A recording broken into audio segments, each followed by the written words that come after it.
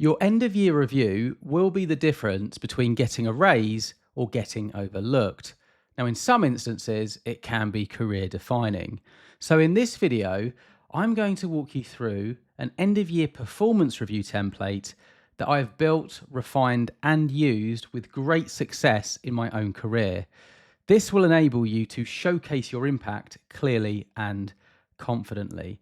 Now, if you do want to pick up this pre-built, pre-optimized template, which has instructions and even examples of what to put in each field, there will be a link in the description down below. Otherwise, let me show you how I've built it so you can build it yourself, and also, more importantly, how you can make your achievements impossible to ignore. So what I've done at the top here is I've just given a purpose of what this document is all about. It is all about being concise, providing evidence of the outcomes, growth, and impact that you have had over the review period, typically over the last year. So the way it's been kind of created is that you, as the employee, will complete sections 1 to 10, and the final sections are completed by the manager. Now, of course, how this process works within your organization may differ. So it may not be that you end up sending this to your manager, but it can be an incredibly useful exercise to do, even for yourself, just to kind of prepare for those end of year meetings.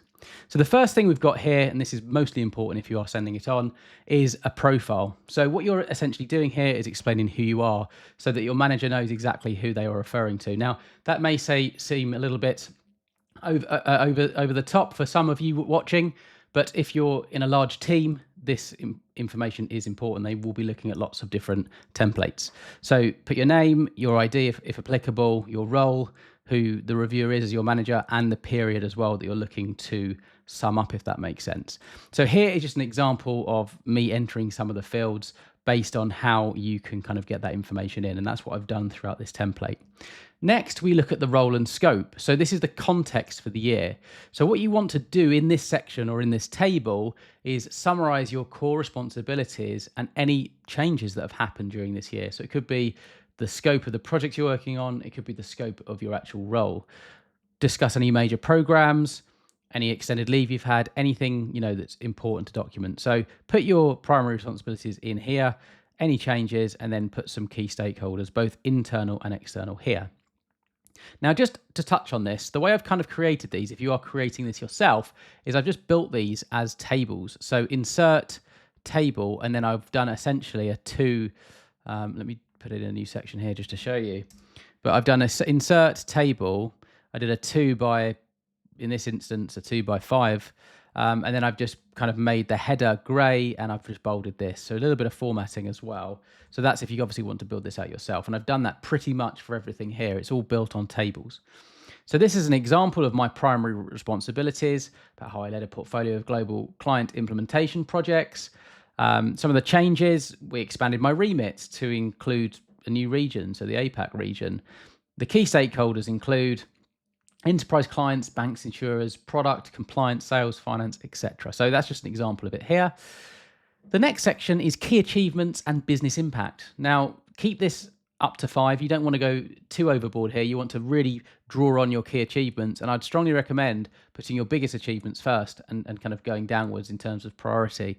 So for each item, you want to give the context, what you did essentially, the measurable outcome, and you want to use metrics if you can. So revenue that you've helped generate, cost that you've helped save, or time that you've saved, any risks that have been reduced, etc. So achievement, context and objective, contribution, outcome and business impact, and evidence or links.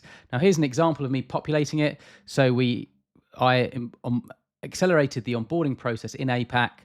We reduced lengthy delays. My contributions include changing or redesigning the critical path.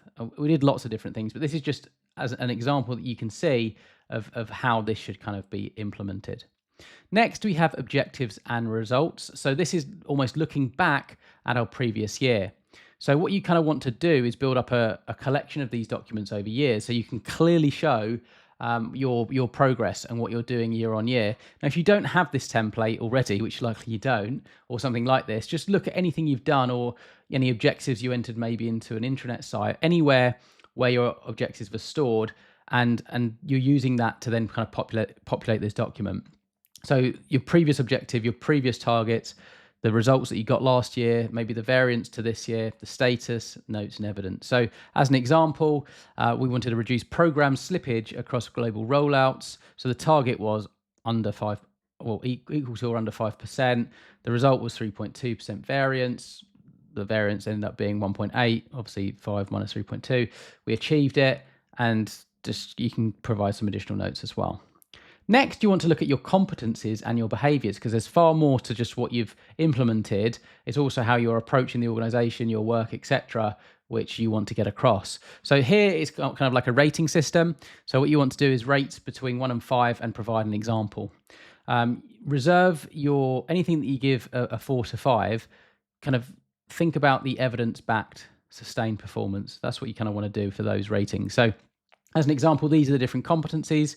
So delivery and predictability, your stakeholder communication, how you manage risks and issues, your leadership and how you work with a team, how you are with customers and your clients, what's your problem solving and decision making like, all of these key areas, and then give yourself a score and be honest, because chances are your manager knows exactly how you have performed against this, but just give evidence. If you can give evidence, if you think you deserve a higher rating to perhaps what your manager thinks, as long as you can give evidence, chances are you'll be able to get that rating and prove that you are working well on those competencies and behaviors. So as an example, stakeholder communication, I've given myself a 4. We instituted executive-ready weekly status reports. We reduced steering queries by 35%. It's a clear example of how we're improving the stakeholder comms. Next, we look at values and culture. So what you want to do here is provide 1 to 2 examples demonstrating the company values and why you're a really, really good employee. So it could be certain values or area where you improved alignment. So it could be, as an example, you set up drinks on a Friday and everyone goes and there's greater collaboration for it, drinks after work, or just something like that. It could be a weekly meeting you pull together, just any example of where, people are working closely. So I acted with integrity during the vendor selection, documented rationale and avoided conflicts of interest. We also encourage broader cross-team knowledge shares in the EMEA region. Just an example. Then we've got learning and development. So here you want to just list any training, certifications, mentoring that you've had over the last year, and basically how it's improved you as an employee. So as an example, let's just say I've renewed my Prince 2 practitioner exam and qualification, and it's just improved governance across our global rollouts. So that's just one example. Challenges and insights. So that's the next section you want to include. So state any challenges that you faced this year, how you approach them, and what you learned for next time. That's really, really important. So here you can kind of discuss anything that might have thrown you off, or maybe even something that didn't go well at work and that you want to kind of get across how you responded, because that's really, really important. That's what your manager wants to see. So as an example, delays that I didn't foresee with a third party, how we managed to negotiate and introduce buffer milestones, and how we recovered dates, things like that. It's basically how to overcome uncertainty and show that you can cope in those situations. So 9, feedback from others.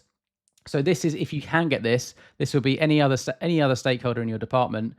This should be on a new page. Any stakeholder in your department, maybe out your department, anywhere where you work with someone and they can give an overview of what it's like to work with you or what you've done. So predominantly you want this around the actions taken. So as an example, if you're working with a particular client, maybe you reach out to the client manager, the client project manager, and you ask, what's it been like working with me? Or can you, those kinds of things you want to document here. Could be your direct reports, just get them in here, and then you can summarize what they've generally said in the feedback theme. So as an example, the client COO, worked closely with them, and we've had some appreciation on how the cutover plan's been kind of made. It was really, really clear for them. And since then we've done this. So it's just, it's just really documenting it and getting it all out on this document here. Next, we've got goals for the next period. So you want these to be SMART goals, and you want to define them, with KPIs, milestones, and a target date. And you can link each to business priorities as well for kind of bonus points, if you like. So SMART objectives, it's all about being specific, measurable, those kinds of things. That's what you want to get in here. So here's an example.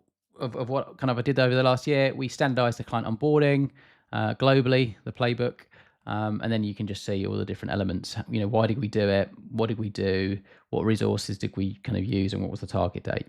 Next, we look at development plan. So here you want to look at your development areas with action, success measures, owners, and timeline. Keep pragmatic and time bound. So this is all about just showing basically how you're going to become a better employee over the course of the next year. And I'm just getting this on a new page just because that was kind of cut off. So I want that to be nice at the top here. So look at development areas, actions, how you'll measure success on those, the owner of those, and a timeline of those. So again, another example, we're looking at executive influencing here. This is the action I've done to improve that, or I will be looking to improve that. This is how we're going to measure success on that, and who's the owner. So this is the timeline for it. So it's me and a manager, and we're going to be looking at the start of next year to get that done. Now here comes into the manager review. Again, this may be something you want to send to them ahead of any meeting. It might be something you want to send on top of what you're already doing, or it could replace the process. And that can show some, being intuitive there and kind of helping them and their workload. Or you could roll this out across your team even. But essentially, what this is doing is it's giving them somewhere to look at everything you've said and document kind of their responses to everything you've kind of documented as well. At the end, you've got an area for the review discussion. When are you going to discuss it? Basically, what do you discuss? What kind of unfolds from those discussions, and you just document it in here. So this would be your kind of end of year performance meeting, and you can kind of document it all in here. And at the end, this is just a simple section here to approve what's been said and sign off the document.